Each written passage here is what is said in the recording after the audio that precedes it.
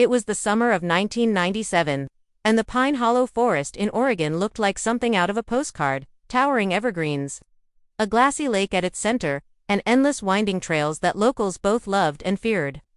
For Boy Scouts from the small town of Cedar Falls, Matthew Clark, 17, Brian Evans, 15, twins Adam and Alex Porter, 14, set out for what was supposed to be a 2-day camping trip. Their plan was simple: hike to the old fire lookout, camp by the ridge, and return before Sunday evening. The troop had done smaller trips before, but this would be their farthest venture into the woods without direct adult supervision, something they had been excitedly preparing for weeks. The last confirmed sighting of the boys came from a park ranger who spotted them crossing the footbridge near Hollow Creek around 3:45 p.m. They were laughing, carrying heavy packs, and talking about catching fish for dinner. The weather was perfect, no storms in the forecast, clear skies, and mild temperatures. Nothing suggested that within 24 hours, the boys would vanish without a trace. When they failed to return by Sunday night, parents initially assumed they had decided to camp an extra day, but by Monday morning, worry set in. The boys' families contacted the sheriff's office, and a search party of over 50 volunteers was organized. They retraced the route toward the fire lookout, marking every trail, but by nightfall, not a single sign of the troop was found. No tents, no footprints, not even the usual candy wrappers or campfire remains Scouts often left behind. It was as though the forest had swallowed them whole. Helicopters scanned from above while trained dogs scoured the trails, picking up a faint scent near Hollow Creek, the same place the ranger had seen them, but the trail ended abruptly less than a mile in. Searchers were baffled. No broken branches, no signs of struggle, no animal tracks that might explain their disappearance. It was as if the boys had stepped off the trail and simply ceased to exist. By the end of that week, fear had begun to seep into Cedar Falls. The forest, once a place of weekend hikes and picnics, now loomed like a silent predator. Parents forbade their children from going near the woods, and older residents whispered about Pine Hollow's bad history, a history no one seemed willing to explain to the newcomers. Whatever happened out there, it had left behind not just a mystery, but an invisible shadow over the entire town. In the weeks after the boys' disappearance, Pine Hollow Forest became the epicenter of one of the largest search efforts in Oregon's history. Search teams came from neighboring counties, even from Washington state, bringing bloodhounds, drones, and infrared cameras. Every trail, ridge, and creek was combed multiple times. Divers searched the lake. They found nothing, not a single shoe print, no abandoned gear, no scraps of clothing caught on branches. The total absence of evidence baffled investigators, and by the end of the third week, the search had shifted from rescue to recovery. By the fall of that year, the case was officially considered inactive, but to the families it was anything but over. Flyers with the boys' faces remained stapled to telephone poles and taped to diner windows. Their bedrooms stayed untouched, as if frozen in time, sleeping bags still rolled up in the corner, fishing gear leaning against the wall, maps folded on desks. Parents gathered monthly, sharing rumors, sightings, and theories, clinging to anything that might explain what had happened that weekend in the woods. It wasn't long before strange stories began to circulate. A pair of hikers claimed they heard the sound of boys laughing deep in the forest, followed by a sudden, unnatural silence. A hunter swore he saw a flicker of light far beyond the marked trails, like a campfire, but when he returned with rangers, the spot was cold and empty. Even more unsettling was the account from a fisherman who said he found a Boy Scout neckerchief tangled in the reeds along Hollow Creek, but when authorities checked the location the next day, it had vanished. The rumors only grew darker over time. Locals spoke in hushed tones about other disappearances in Pine Hollow, dating back decades. Old-timers told stories of the shadow in the trees, a figure people claimed to see at the edge of their vision, always watching but never getting closer. No one ever gave these accounts to police, fearing ridicule, but in Cedar Falls, people knew which parts of the forest to avoid, and Pine Hollow was at the top of the list. By the late 1990s, the case had faded from the news but not from memory. The missing boys became part of the town's identity, their photographs framed on the wall of the local library, their names carved into a small plaque near the ranger station. Every so often, a hiker would go missing for a few hours, only to return disoriented and unable to recall where they'd been. The official reports listed these incidents as lost and found. But among the locals, a different phrase was whispered: the forest let them go. It was a crisp October morning in 2008 when the sound of heavy machinery echoed through a section of Pine Hollow that had been untouched for decades. The logging company had just been granted access to clear a remote patch of old-growth trees, an area so overgrown that even seasoned foresters rarely ventured into it. The men worked in pairs, chainsaws buzzing, the scent of pine heavy in the air. The ground was uneven, blanketed in thick moss and decades of fallen needles, the kind of forest floor that seemed to swallow sound. Around mid-morning, one of the loggers, a man named Carl Simmons, felt his chainsaw jolt violently. Thinking he'd hit a buried root or rock, he shut the machine off and knelt to investigate. Brushing away the moss and damp soil, he revealed the edge of something metallic, rounded, and badly dented. At first glance, it looked like an old oil drum, its surface mottled with rust. But as more dirt was scraped away, its size and shape became clear. This was no drum, it was a sealed metal container. About 3 feet long, half buried like it had been intentionally hidden. Curiosity spread quickly among the crew. The foreman, thinking it might be hazardous waste, instructed everyone to step back until they could determine what it was. But Carl noticed something odd. The container wasn't corroded the way a decades-old object should have been in such damp conditions. Its lid, though scratched and dented, appeared intact, and it was tightly fastened with thick metal clasps. The men exchanged glances, the forest suddenly feeling quieter than it had moments before. Even the birds seemed to have gone silent. With some effort, they pried it open. The smell that escaped wasn't chemical, it was musty, earthy, like something that had been sealed away from the world for years. Inside, wrapped in rotting layers of cloth, were several objects. The first thing Carl pulled out was a faded piece of fabric with an embroidered emblem, the unmistakable insignia of the Boy Scouts. Another worker reached in and lifted a small warped compass, its glass cracked. Beneath those items was a folded, water-stained map of Pine Hollow. Its edges curled and darkened from age. The final object they uncovered was what froze them in place, a disposable camera. Its plastic casing discolored but intact, and a small notebook with a warped, swollen cover. When Carl flipped open the notebook, the first page was legible despite the water damage. Written in jagged, hurried handwriting were 5 words: "If someone finds this, run." The men stood in uneasy silence, staring at the words, their breaths visible in the sudden chill that seemed to settle over the clearing. The loggers gathered around as the police arrived, carefully transferring the contents of the metal container into evidence bags. Even seasoned officers seemed uneasy, their eyes lingering on the tattered fabric and water-stained pages. The 4 Boy Scout patches were immediately recognized. They matched the missing troop from 1997. Each patch bore the boys' troop number, frayed at the edges but still vibrant in color, as though they had been kept from direct exposure to the elements. One officer quietly remarked that it was strange for all 4 patches to be found together, as scouts typically wore them sewn to their uniforms, not stored away. Next came the map, unfolded with the delicacy of handling something ancient. Its paper had warped from moisture, but the ink markings remained clear. Someone, presumably one of the boys, had circled several areas deep within Pine Hollow. But there was one particular spot, far from any marked trail, that had been outlined, not once, but repeatedly, almost carved into the paper from the pressure of the pen. No labels, no notes, just an obsessive emphasis on that one location. The police noted the coordinates but didn't share them with the public. The notebook was perhaps the most disturbing. Its first page bore the ominous warning, "If someone finds this, run." Beyond that, many pages were water-damaged beyond recognition, but several remained intact. They contained frantic entries written in a mix of neat Boy Scout-style handwriting and shaky, rushed scrawls. The writer described hearing footsteps outside their campsite at night, slow, deliberate, and circling. There were mentions of whispers that don't sound like people, and seeing a shadow that seemed taller than any human they'd ever met. The handwriting degraded as the entries went on, letters slanting at odd angles, as if written in the dark or under stress.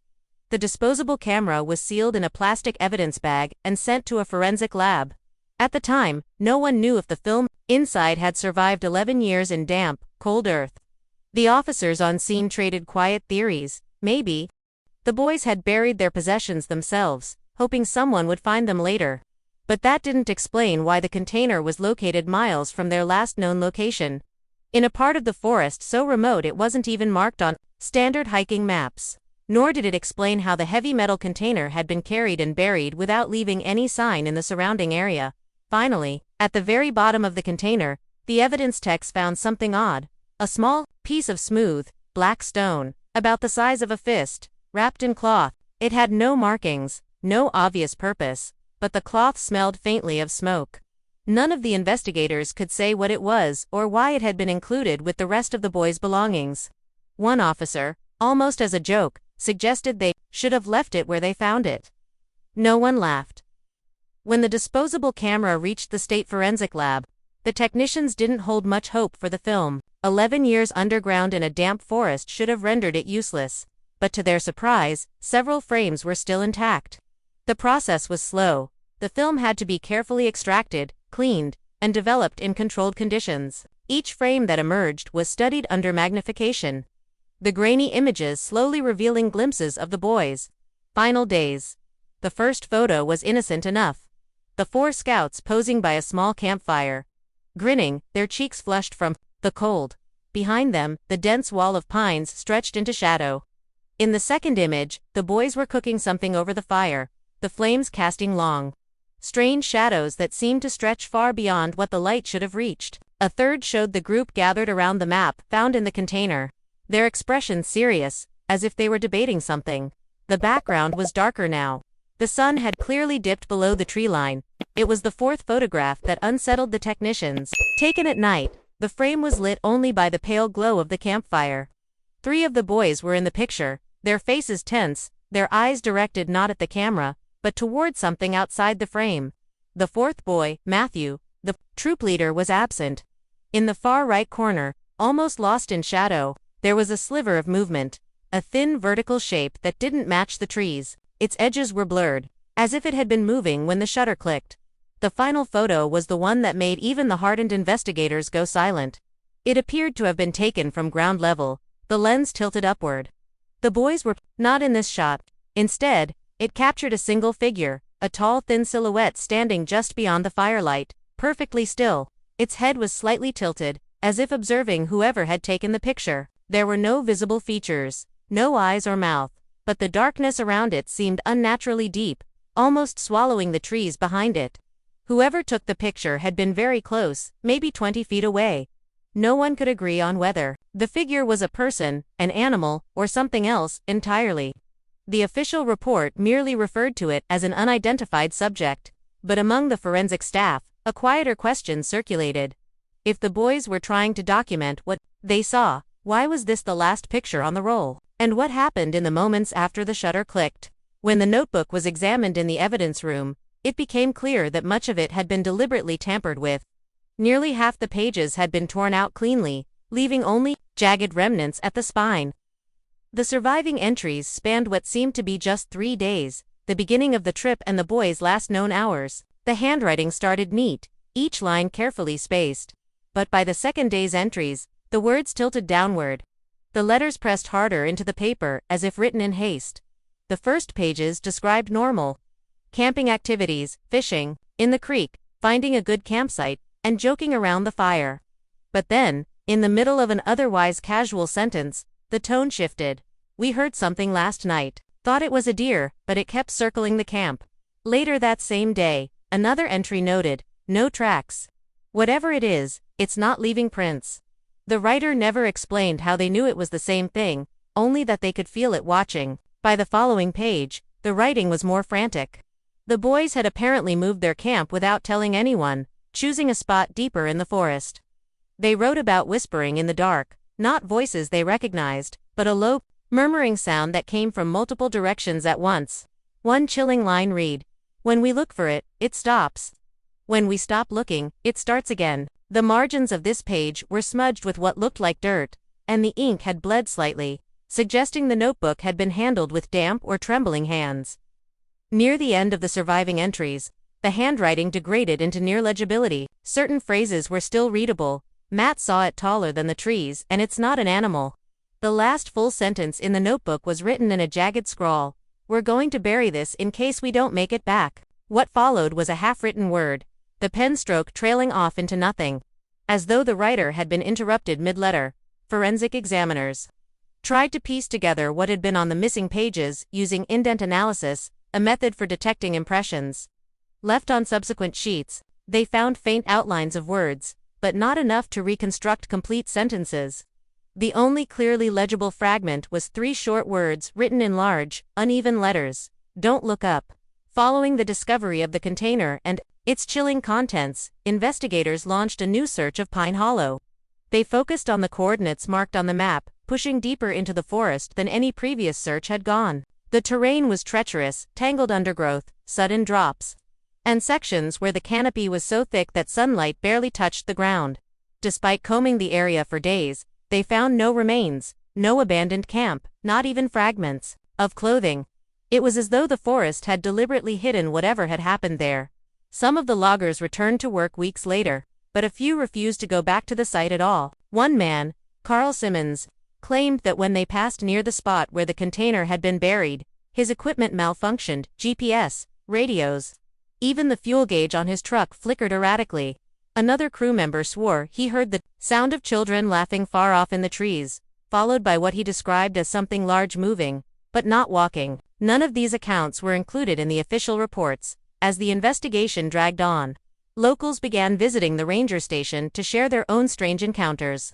A hiker admitted to seeing lights moving between the trees late at night, like flashlights, but higher off the ground than a person could hold. Another resident said she'd heard a chorus of faint voices outside her cabin one evening, and when she stepped onto the porch, the forest was deathly silent. Not even the wind stirred. Though these stories varied in detail, they all shared one element: the witnesses felt they were being watched. The most unsettling development came from the forensic lab, weeks later. While analyzing the black stone found in the container, technicians discovered it emitted a faint but consistent electromagnetic pulse. It wasn't radioactive, nor was it any mineral they could identify. Its surface was unnaturally smooth, almost polished, but it bore no tool marks. Strangely, whenever it was brought near electronic devices, screens would briefly distort a flicker of static, or a momentary loss of signal. No one could explain why a group of Boy Scouts in 1997 would have such an object, or why they had taken the time to wrap it in cloth and seal it in a buried container. The official investigation remains open to this day, but among the loggers and locals, a quiet superstition has taken root, that some things in Pine Hollow aren't meant to be found, and those who dig too deep, whether with shovels, chainsaws, or questions, might end up like the boys from 1997. To this day, no one knows what happened to the 4 scouts in the summer of 1997. Their families still keep their photos framed in living rooms, and the forest, vast, quiet, and unchanging, still stands where they vanished. Hikers who venture too far into Pine Hollow sometimes return pale and shaken, unable or unwilling to explain what they saw. Others don't return at all. The container sits in an evidence locker, the notebook and photographs sealed away, the black stone stored separately under unclassified material. Officials call it an open investigation. Locals call it something else entirely, a warning. If you ever find yourself deep in Pine Hollow and you hear faint laughter in the distance, remember the words written on the first page of that notebook. If someone finds this, run.